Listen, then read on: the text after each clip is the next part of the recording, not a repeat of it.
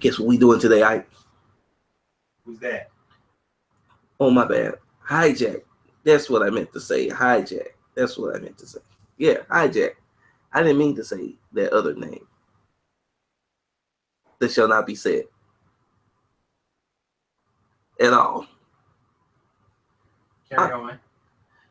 Honestly, it was it just came out. Yeah. I'm sorry, I didn't touch your secret identity at all. Okay. I think we should cut to the intro. Yeah. And I think to myself, what a wonderful world.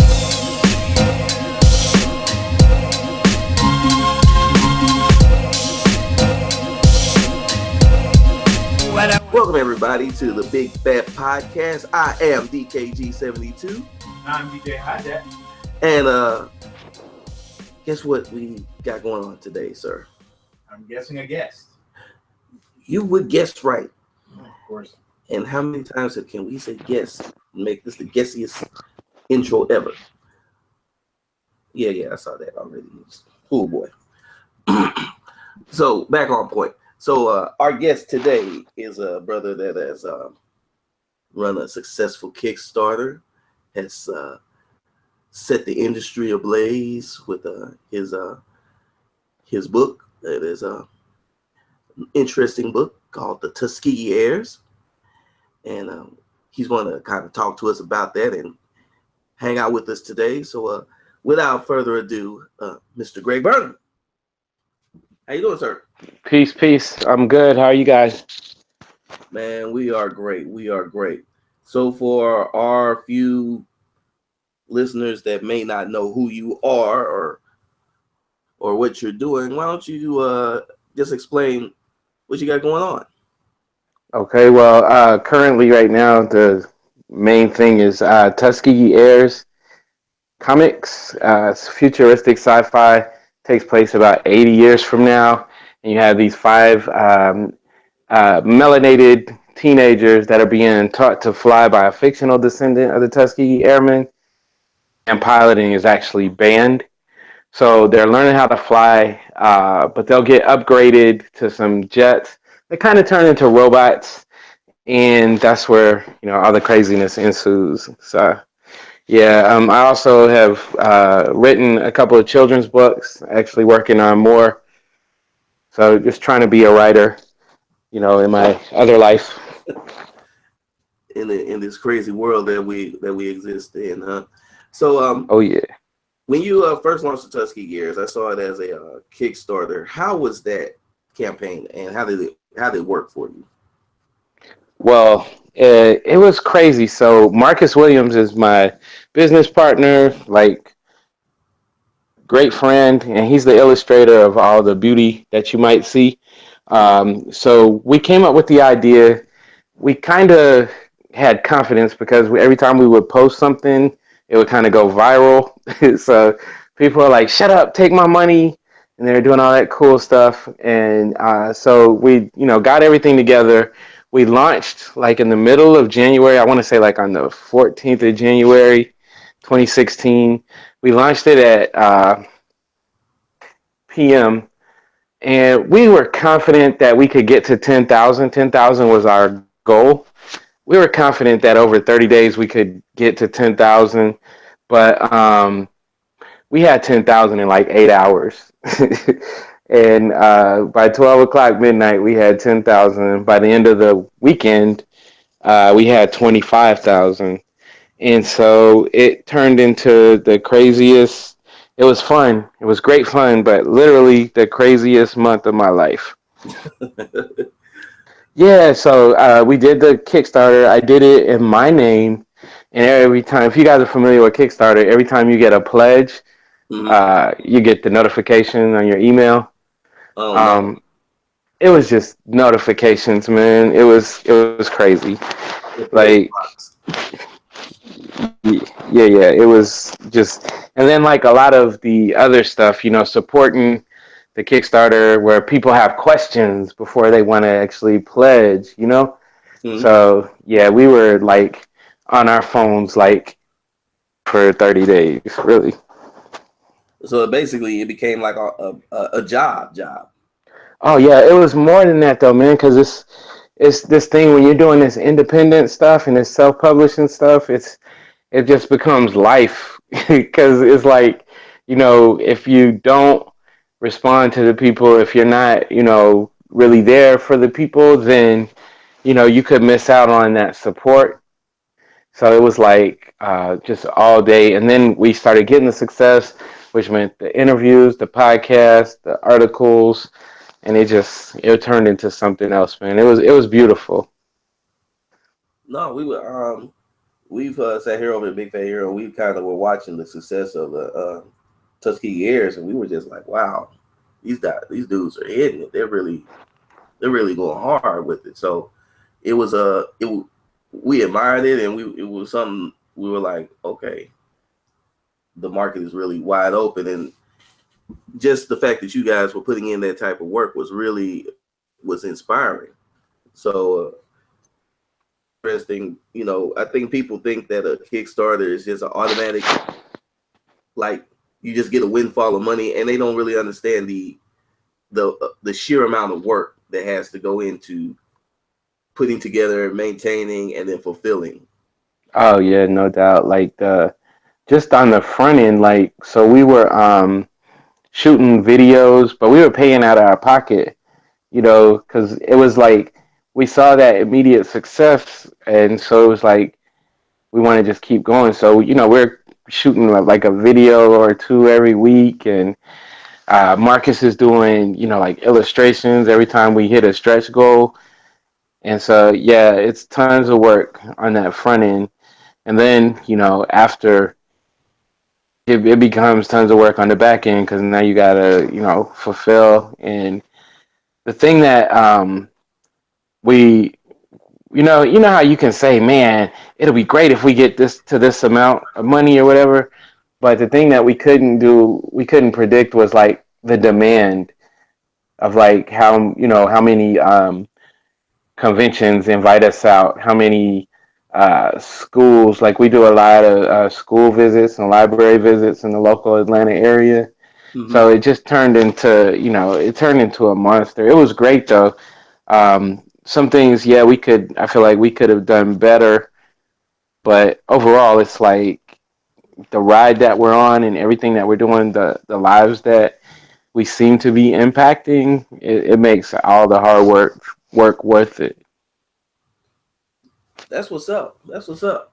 So, well, with Tuskegee Heirs out, and now is it on the shelves as well, or are people able to still go to you to pick up the books, or how's that working? Yeah, so we have we have the ability to purchase online, and we mail it out at TuskegeeHeirs.com.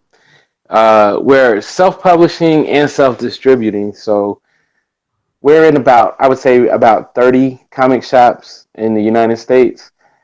It really works. Like in Atlanta, we can do that because we live here. So Right. we're in all the shops that we want to be in Atlanta. But in the other places, the people have been so great, man, that like people go into comic shops and they're like, hey, you guys need to order this.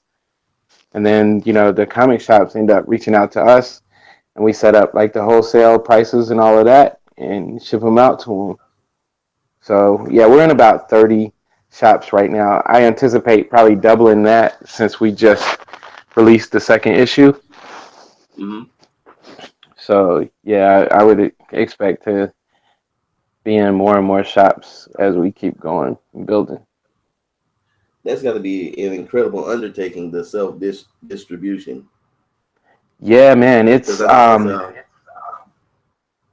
I'm sorry, go ahead. no, I know there's something that discourages a lot of independent guys. They don't know any route other than diamond, and they don't want to. They're scared to do it themselves. Uh, See, the thing that we have benefiting is that people won't stop ordering online and everything. So the demand is high, and I'm saying that for us, in the we don't have millions of dollars to market or anything, but we have pretty consistent sales all throughout every month, and and that's just on the first issue. So if you have that demand, like I have comic shops, challenges, games and comics. It's a shop in Atlanta, black owned shop. Tony Cade, big Mm-hmm. ups. He's the homie.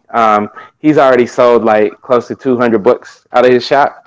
He just hit me up today a little bit earlier and was like, "Yo, I need more books." And then you have Amalgam. Have you guys heard of Amalgam Comics in Yeah. Philly? Yep. Yeah, Ariel, she's up there in that 200 range.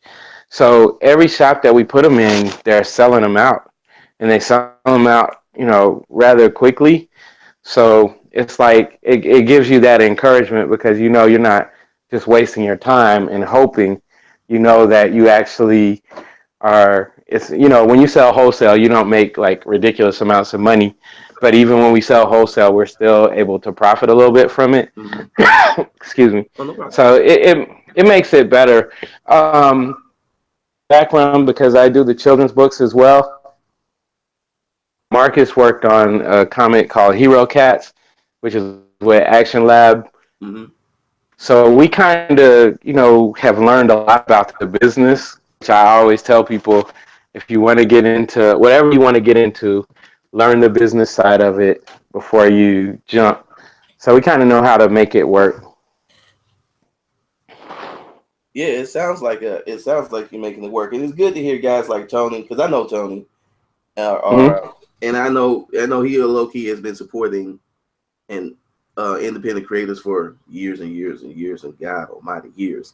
So Right. it's good hearing guys like that, shops like that do exist and are like, hey, come on, bring the books here, and we got you. And the fact that you guys had the tenacity to keep up with it, I know because I know it's difficult, but it's one of those things that you just got to find ways to be successful. Yeah. And I mean, it's real. Like we do tons of comic conventions. So at a lot of these conventions, man, I'll have people that walk up to me like, and it'll be people that you won't think it's supposed to be. And they walk up and they're like, hey, they'll buy one, then they'll come back and be like, yo, I got a comic shop. This is awesome. I want to get some from you. And I'll like give them to them right there on the spot sometimes. So, yeah, it's a thing. The book is weird because it to so many different kinds of people. We have people that don't really that aren't into comics, but they're Mhm. buying it.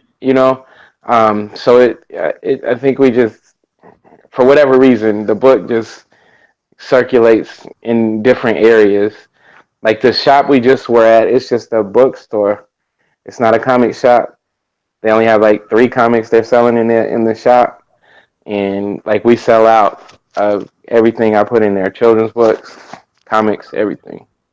That's great. So basically, what you're saying is that you expanded the market. You're just Yeah, not yeah, focusing on the direct market.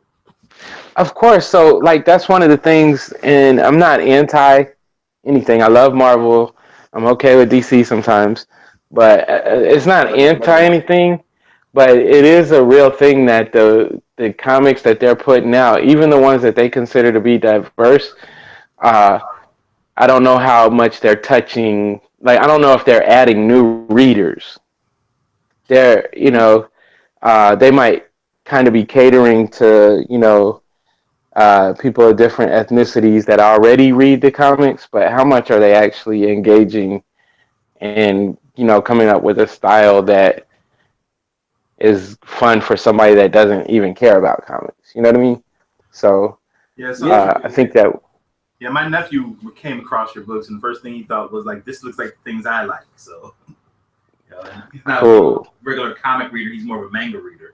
So, cool. And it's also something that DJ Hijack and I talk about ad nauseum about how one of the ways that independents like yourselves and ourselves can succeed in this world of really big fish is to not sell product on the same block that they are, and by expanding and looking for new readers and being a little bit more open to different spaces than, you know, the direct market is a direct market. Marvel, DC got it locked up, and then everybody else gets the scraps. And then when you realize that the direct market is actually a very small market, and that everything else is a lot bigger. So right. I just play there. So. How much did your experience as a children's book author play into some of the decisions that you made? Just the basic stuff, like not like printing up too many books and hoping that you can sell, you know. So I did, like, even with my children's books, and I still sell them. Sold a bunch of them in New York this past weekend. But with them, it's like I learned how to put books in places to see what people really think about them, instead of me, you know, telling everybody, go buy books from this shop. I want to see what the person that doesn't know me, I want to see if they enjoy the product. You know what I mean? So I learned that part, and then that also leads into that next part of making sure not to print up tons of books and have, you know, a hard time moving them. Right. And then I think the most valuable part about it is that I think that by having a book done, we think that, you know, we're in the clear and it's going to be smooth sailing. But getting the book done is actually the easiest part. And selling it, promoting it, being places, like being dead tired and still knowing I got to, you know, pack up because I got to go to Baltimore or wherever to keep pushing and pushing. That's the part that is really the hard part. You know, we end up mentoring a lot of young kids, and I always tell them, everybody that comes up with an idea thinks that their idea is the greatest idea ever. Sometimes it might be, but if nobody actually gets to see your idea, then it's just going to sit, you know? So, yeah, the work after you get the books printed, that's where it really kicks in. No, that's so true, and that's something that I know I preach to the kids that I mentor too. That this is kind of a lifestyle. It's a choice. Right. Yeah, you kind of got to love this a little bit.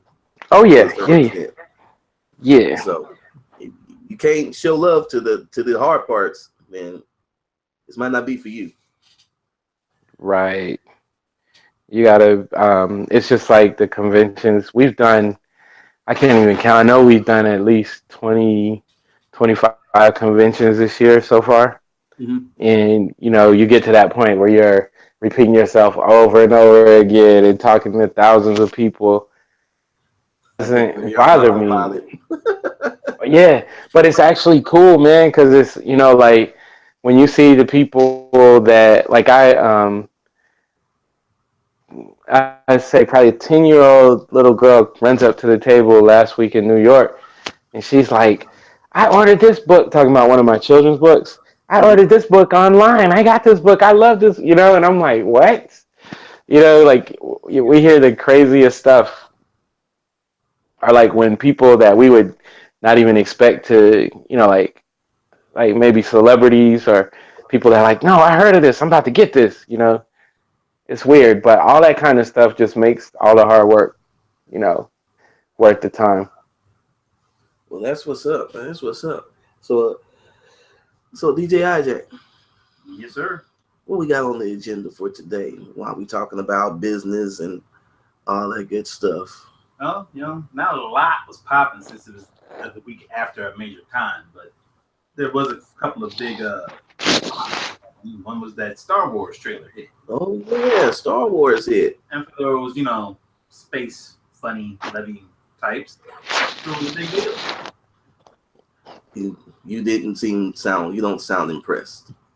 Cool. I'm gonna go see the movie. Oh yeah. Now I enjoyed The Force Awakens, so I want to see The Last Jedi. Oh, yeah.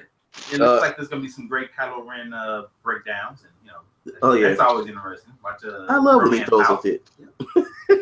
That's fun. You know, disappointed that Finn doesn't have a lightsaber. He has that other thing, but you know, whatever. But it's a weapon. Well, my thing is that he's not a lightsaber guy. They clearly keep telling you he's the one stormtrooper that can actually hit a target. They keep pointing that out. Well, he's not a stormtrooper. Well, that's what you know. What naturally. Yeah, but the trailer it seems to be very spoilery. So you know, it's one of the things like I'm not really gonna watch it much anymore because I like to not know something about the movie. Yeah, I hate how they do trailers today. I love the product placement of their new little like, oh, you're gonna buy this character. Oh, the Pikachu. Yeah. Clearly, somebody had a meme. They said, "Yeah, I can't wait to watch the new Star Wars movie so I can get those 2 new Pokemon because the little ice foxes and the little Pikachu." I'm like, okay, Mr. Bad Robot, I see what you're doing there. Hey, one thing I do, you got to keep up this Star Wars tradition of sell toys first. That's how they got us. That's been around since the second movie. That's how they got us. So, Greg, any movies that you're looking forward to? You looking forward to Star Wars? Any movies coming out? Yeah, I mean, I'm looking forward to it. I guess it almost feels like they're going with the same kind of arc as they did. I don't like of the Star Wars, Empire Strikes Back, and Return of the Jedi. So this one is going to be their dark one, like Empire Strikes Back was. So I'm hoping that they make themselves. I mean, they're already really predictable, but I hope that they'll at least twist it up a little bit. So, because they show the part where it looks like Rey is in their team up with Kylo Ren. So it's like hopefully they'll throw some kind of twist into it, so you don't end up feeling just like you felt at the end of Empire Strikes Back. Yeah, that's the one thing that I had a problem with the last one. Was like, wow, this is too much. This is too similar. Yeah. It's drawing too much from the original film. And it looks like this one too, because I've noticed the scene where this Emperor seems to be using his powers and torturing Rey, like very similar to when the Emperor was electrocuting what you call it? Luke. And the original. Yeah. I'm like, these not a sequel, but not a reboot thing is, it's getting tiring. Hopefully by the next one they'll be completely, our own thing instead of riffing off nostalgia so much. Yeah. And it's. Go ahead. Oh no, I was just gonna say, and I agree with you. I'm just hoping that they'll get a little bit more creative with the storytelling. But I mean, I grew up on Star Wars, so I'm gonna watch it. It can't be worse than the Phantom Menace and all that stuff. Man, so. Yeah. Look, we survived the Phantom Menace. All right, we can't go back. We cannot go back. So we have survived, but I was hoping that Rogue One kind of scratched their dark movie tendency. Dark movie is not even the thing. That was just them to say like, hey, you want some more nostalgia? And but prove that wasn't enough because we're getting the Han Solo movie. More nostalgia. Yeah, more nostalgia. So, things I am looking forward to. It does look like the little Pikachu character is going to be a thing now. I'm sure you're gonna buy it and have your little Pop Cat version sitting in your Funko version sitting up there. Of course, you've got to. But more or less, I do want to see how they break down these relationships and how these characters do move forward. Looks like our boy Finn is at least healthy again and he can fight. And gets to have and the question is, how do you get back into the hands of the Order? Yeah, it looks like it looks like things are moving in somewhat different directions, but we'll see. Yeah, well, now speaking of things that did take a different direction, the new Mutants trailer came out also. Oh wow! And I'm sad, and I was personally pleasantly surprised. I like the way it looked, and they're doing one of the most seminal New Mutant storylines that there was. The Demon Bear. The Demon Bear storyline. Also, good to see that they're trying something different. I'm so happy Deadpool was a hit because we wouldn't have had this otherwise.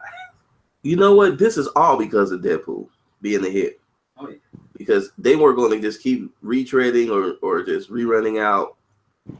Just let's try to run this X-Men thing to the ground. They're going to try to do Exactly. This looks pretty good. It looks like a really good horror movie. And it's going to be nice to see how they bend horror movie into supernatural superhero movie.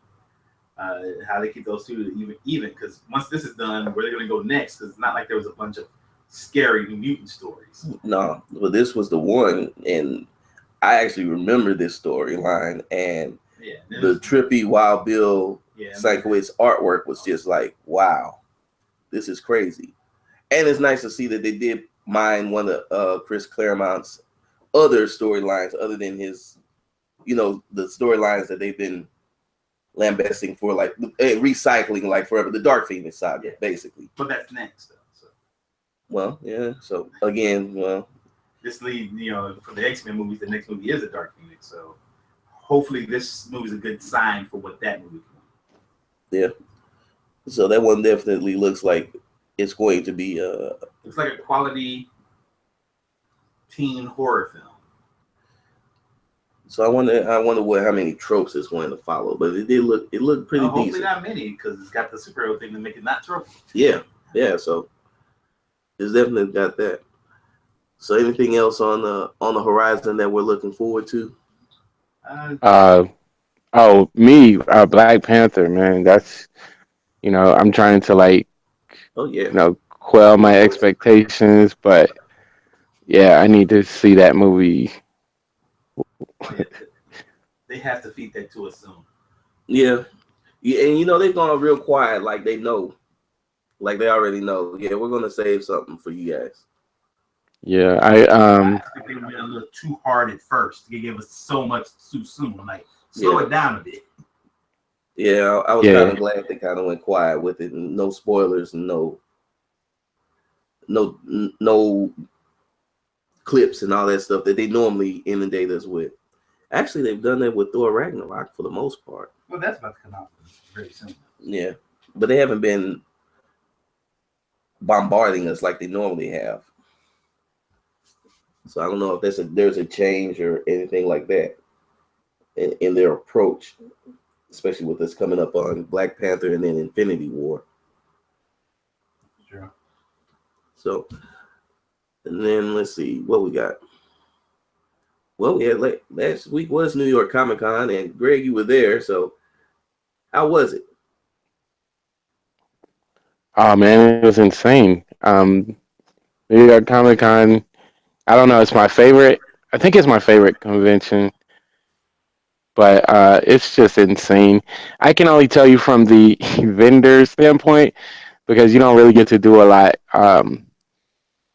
around. But it's an insane convention, man. People we did San Diego this year.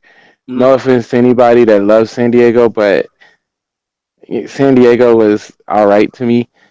It's super commercial now. Don't worry.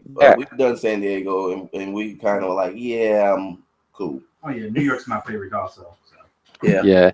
It's like the people that throw the convention, they still care about the little artists like us.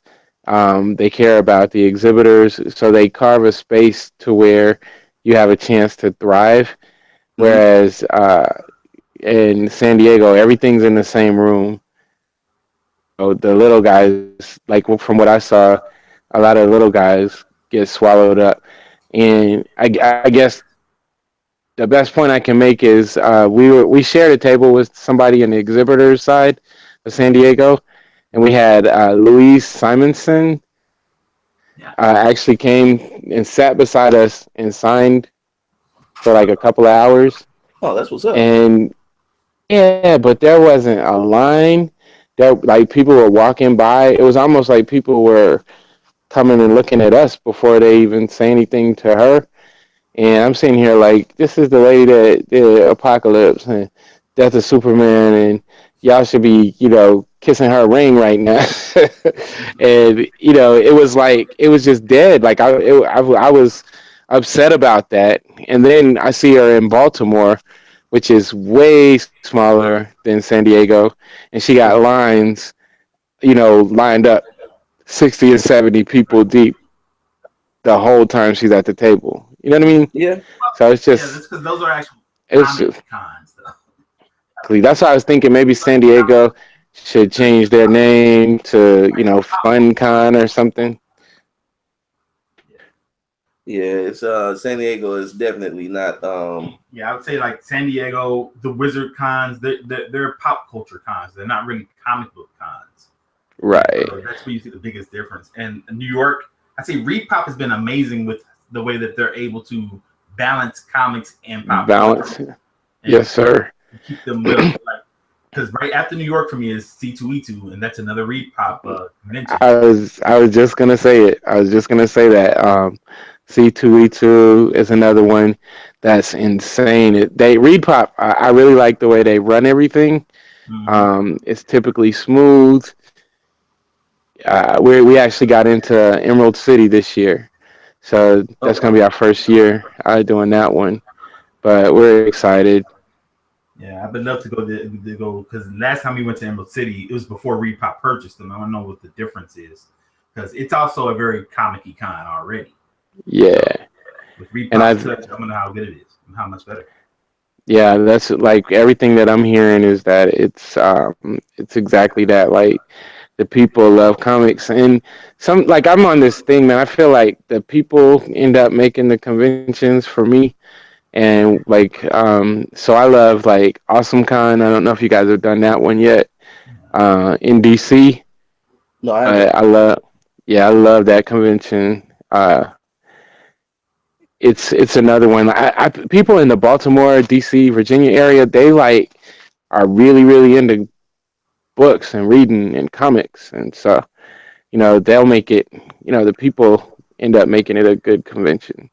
Yeah, when I went to Baltimore. That was a really good convention, and I really liked the atmosphere there. So I can only imagine how the other conventions in that area reacted. Everyone I've been to in that area has been pretty good, honestly.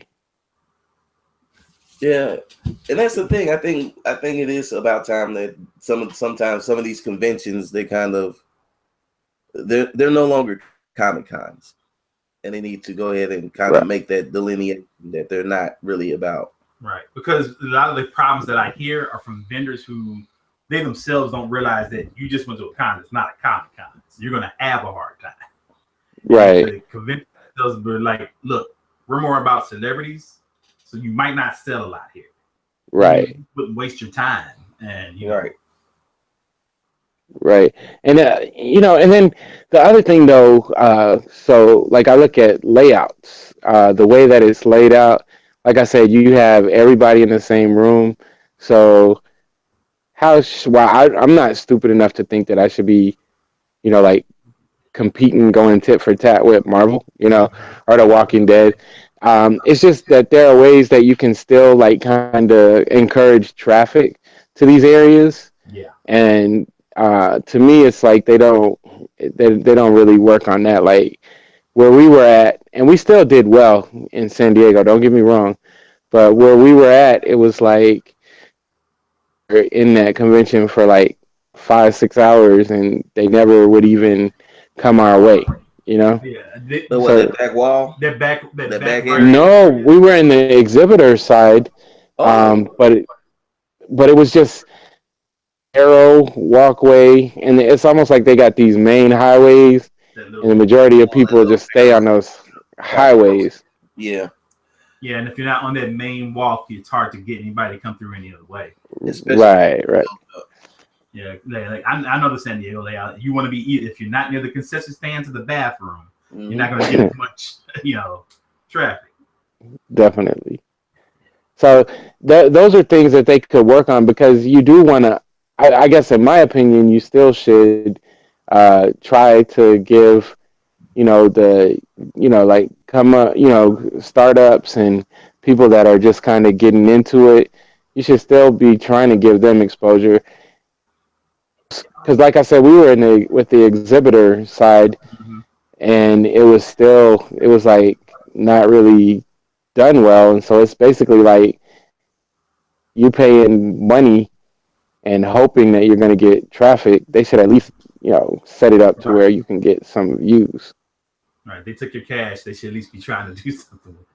Yeah, Right. They I think they've gotten so big that I don't think they even have an idea how to improve that layout.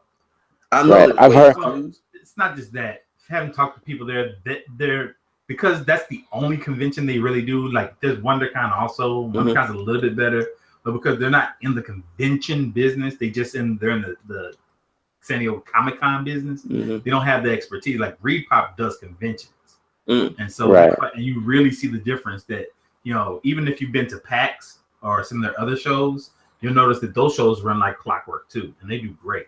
Like I've been interested in Complex Con itself, and I'm like, I bet you that I'm sure, and I've heard from people that runs. That's beautiful, and that's for the kind of con that is too. So it's like I think part of it is the volunteer nature of that of San Diego that makes it that way. Yeah, they're even because I was worried about New York because they tore down that one wing where Artist Alley normally is. Right. So I was like wondering how that's gonna work. They still, created a good size space for Artist Alley. They're still, smart enough to not, like to have a main room and then have like an exhibitor hall and so on and so forth. So it's kind of sectioned out. So what you're, like if you're going into Artist Alley, you know exactly what you're going there to do, instead of people just walking around like basically following the bright lights. So yeah, but I mean San Diego, like I probably would have loved it if I wasn't, because it's spectacular, man. You got the Marvel booth. I walked by that a couple of times. Their setup was amazing. The Walking Dead. So yeah, it's cool. I guess I look at it like one day I want to be actually throwing conventions. So I'm always like reverse engineering, like how it could be done better. Yeah, we kind of sit and analyze and do the same thing here. Like how to make it more family oriented too, and how to balance the two. Yeah, right. Had a few experiences in both San Diego and New York. Strangely, more in New York. That made me go like, yeah, this should be some way to separate this so family people don't have to deal with certain things. Where little Johnny, Mommy, look! Your mom's like, no, my God, you were too young to see that right now. There was this. Put some clothes on. Yeah, there was this body painted cosplayer who was I'm not so sure she realized how buxom she was and only wearing paint. I'm still trying to figure out how she got in only wearing paint. And this woman's here with her kids in another line. And the kid looks over, and the little boy in the stroller, he just can't stop staring. Right? And she looks over, like, oh, he's so cute, and bends over and all up in his face. Right? And the mom's like, could you please move those? And I'm like, this situation should be really avoidable. Yeah. Like, there's a place, there's a time for that. This ain't it. Not in the middle of the day with the kids. To where little Johnny is like, Mom, she's I'm trying to get a hug. She's good, Mom. You just stay back. Back up. I got this. No, I've seen a couple of those situations. I'm like, yeah, you should have wore the Laura Croft outfit or the one in San Diego was the guy who came as Dr. Manhattan. Oh yeah, I forgot about that. He too was just body paint. And, oh no. Yeah, I mean he was full on Dr. Manhattan. He didn't have a Speedo. No, he came in swinging. Oh no! Dang. I'd say though they got him out of there though. So whereas in New York that woman was there for hours, this guy was there for probably a few minutes before they said like, "What are you doing?" Right. But I think some of those guys they go to the bathrooms and then they. No, he walked in. He walked in like he came from outside in. How? Picked up his badge. Wow. Went inside. It was like he went this far, and before somebody went. You know what? He has no pants on.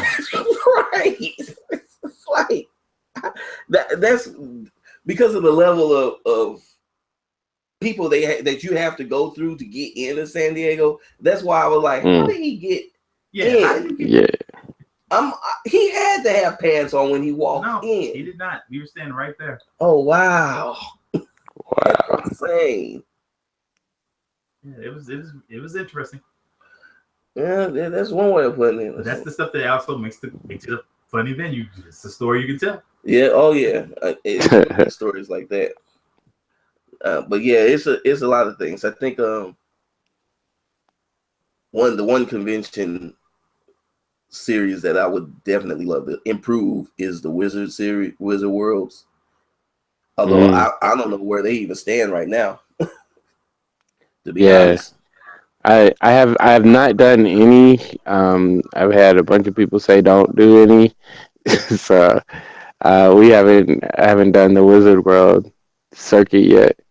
Well, I would say that the problem with Wizard World is that there are some that are fine for comic book artists, but unfortunately, you kind of have to run through most of them to find out which one it is, and they have way too many shows.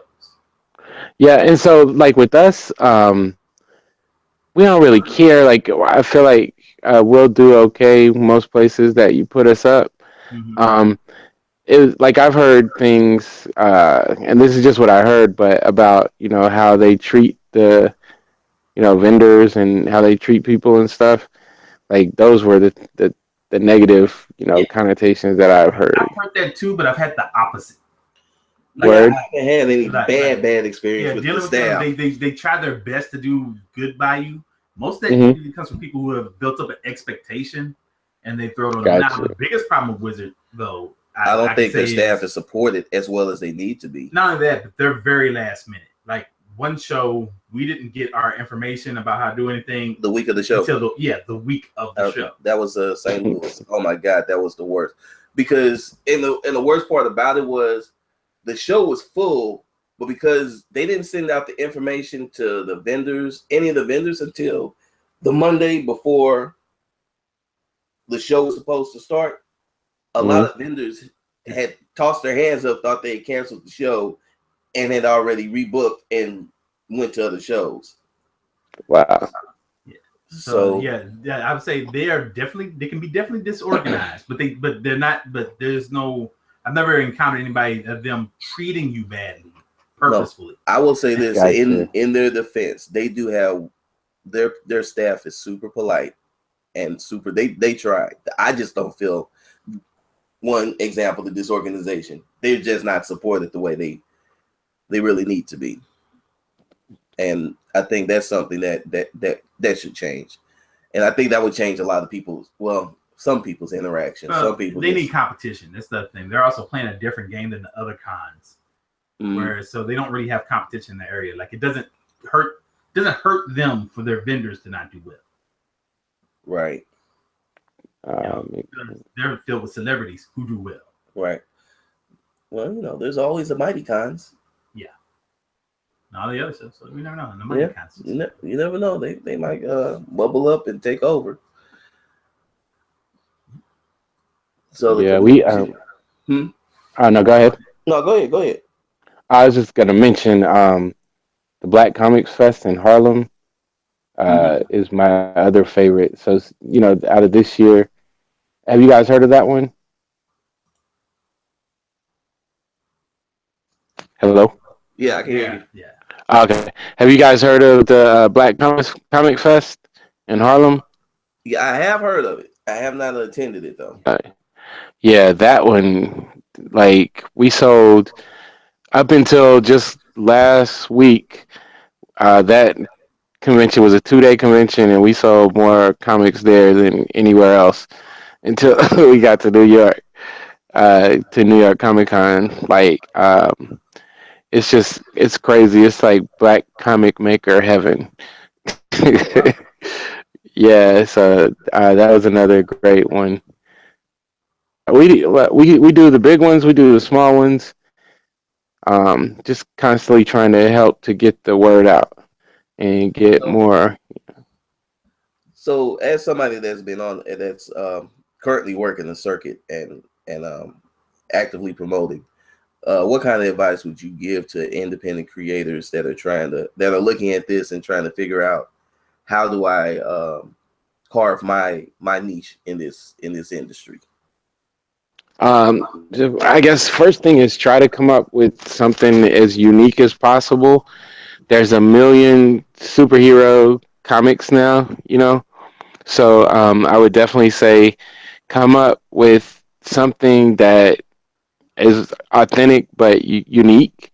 And then also, again, the work part is so hard. Certain things you can't quantify, right? Like I've seen stuff go viral, and you'll be looking around like, how did that go viral? And then I've seen other stuff that's just dope that people aren't really checking for. So you got to figure out ways to get your product in front of people. Conventions are a great way to do it.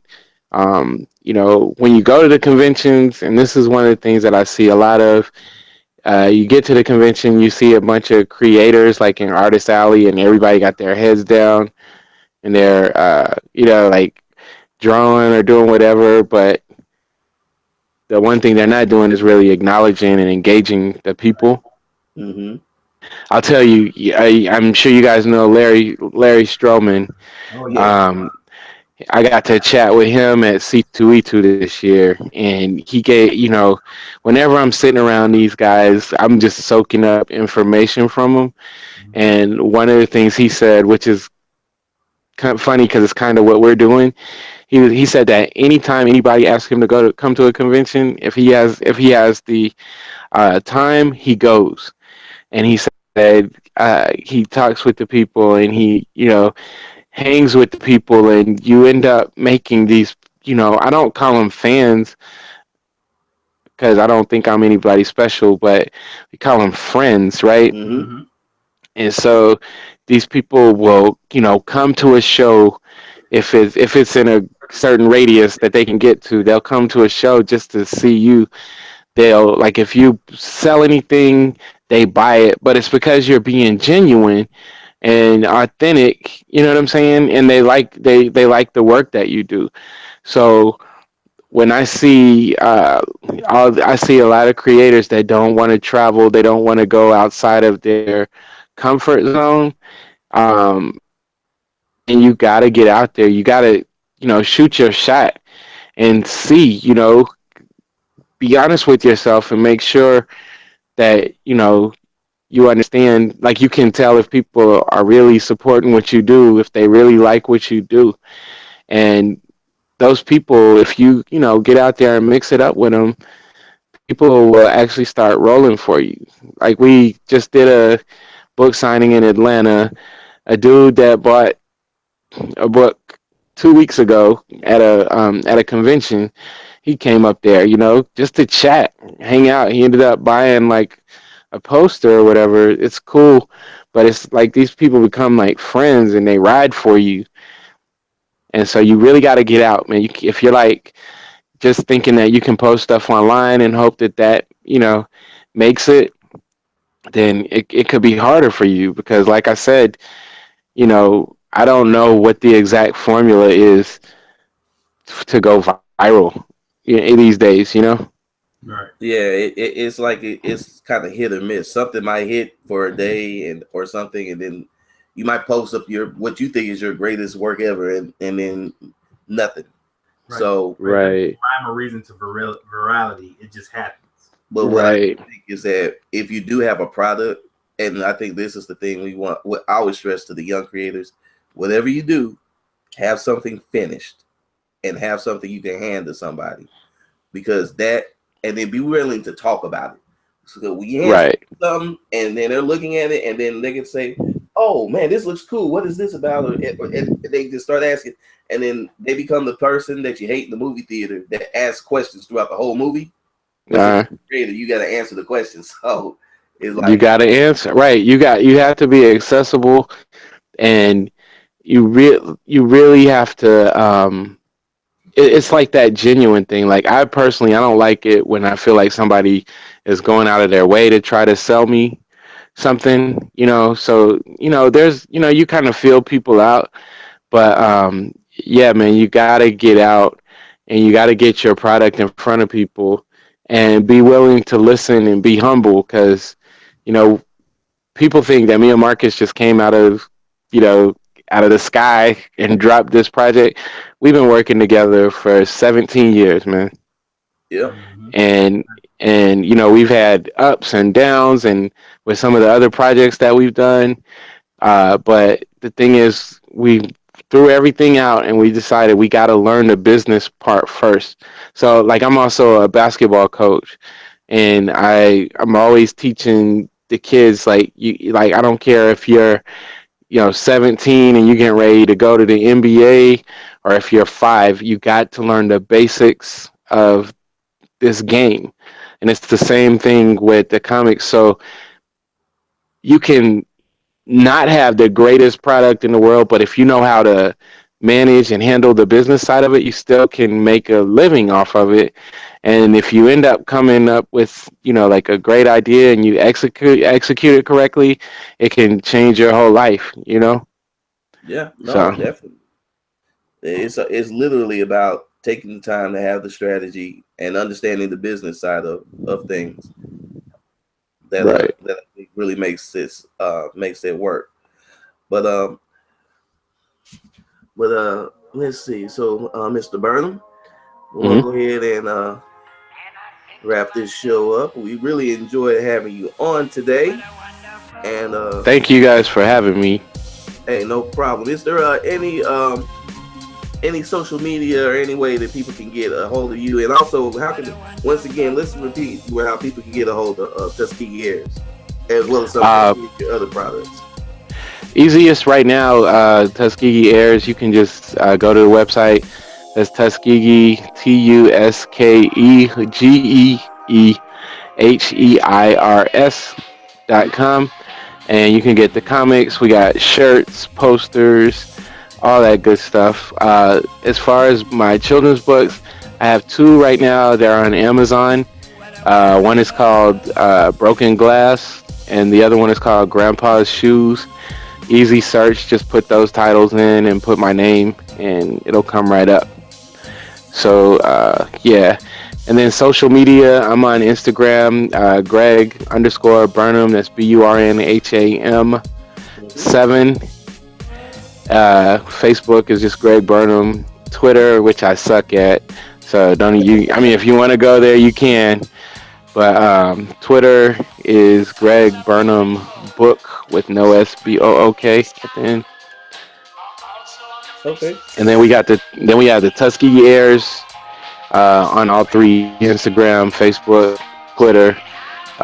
Then you got Marcus the Visual on all 3: Facebook, Instagram, and Twitter as well. Okay, that's what's up. So, DJ Hijack, Yes, sir.